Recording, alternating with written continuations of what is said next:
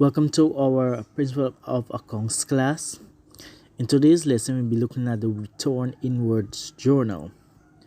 Now, what really is the Return Inwards Journal? The Return Inward Journal or Return Inwards are goods that are returned to a business due to some reason. For example, faulty goods, over order, wrong type, the customer made a mistake in their order, or some damaged goods. So these are the goods that are returned by a customer to the business for some reason. So the customer is losing the goods and the business is getting back the goods. That's why it's called return inwards. So let's go into our example. Record the following credit returns of sales into the Return Inwards Journal for D. Latchman. Post the relevant accounts to the sales ledger and then shows the transfer of the Return Inwards account in the general ledger. 8th of September, DEC returned $40 of goods. 12th of September, E. Stacy returned $120 of goods. 19th of September, C. Curry returned $290 of goods.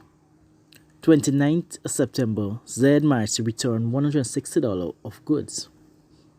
Now, you will notice that the access to prepare a Return Inwards Journal and the access to post it to the sales ledger.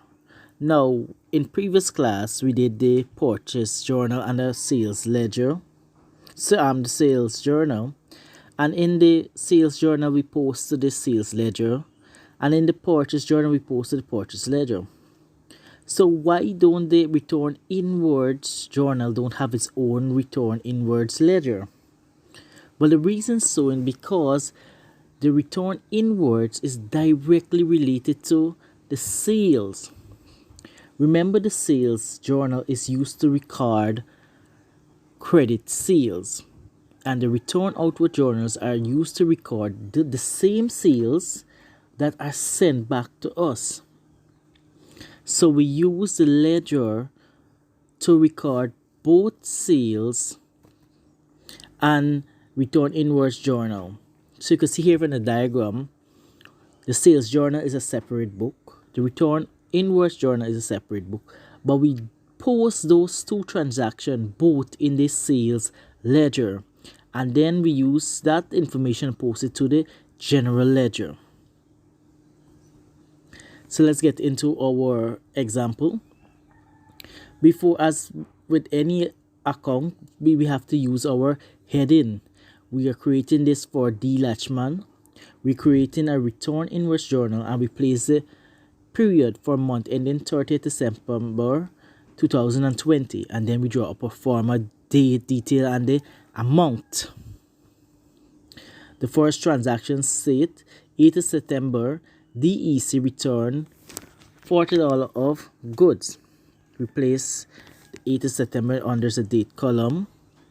The detail, who is returning the goods to us that we sold to them, is DEC, and how much of goods is being returned to us is $40.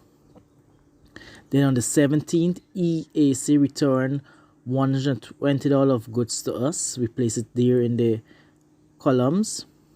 19th of September, C. Curry returned $290 of goods. And on the 29th of September, Z. Marcy returned $160 of goods.